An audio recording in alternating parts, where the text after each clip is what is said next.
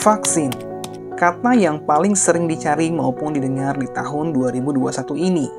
Harapan untuk segera keluar dari pandemi COVID-19, salah satunya adalah dengan pemberian vaksin massal kepada sekurang-kurangnya 60-70% suatu populasi.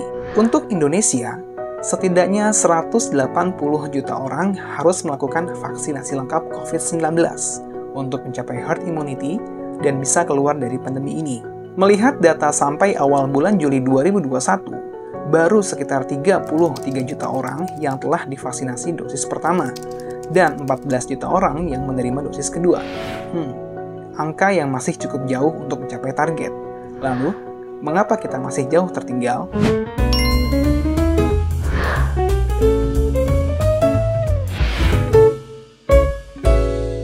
Banyak faktor yang membuat vaksinasi di Indonesia berjalan lambat, mulai dari ketersediaan stok vaksin, keraguan masyarakat akan vaksin tersebut, hingga salah kaprah antara efikasi dan efektivitas vaksin. Masyarakat mengira efikasi adalah persentase efektivitas suatu vaksin dalam menangkal virus, terlebih vaksin Sinovac, yang hanya memiliki efikasi 65,3% pada uji klinis fase ketiga di Indonesia.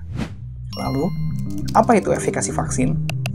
Efikasi vaksin adalah tingkat kemanjuran vaksin dalam melawan suatu penyakit pada orang yang sudah divaksinasi saat tahap uji klinis. Persentase efikasi vaksin dihitung ketika fase uji klinis dengan sampel ribuan orang.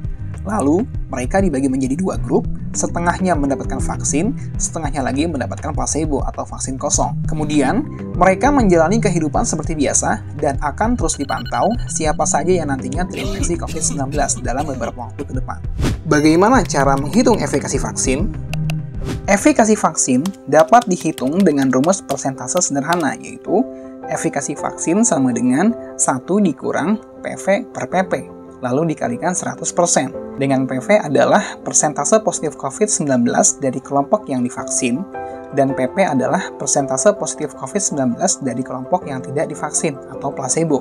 Uji klinis vaksin Sinovac di Bandung melibatkan 1.600 orang.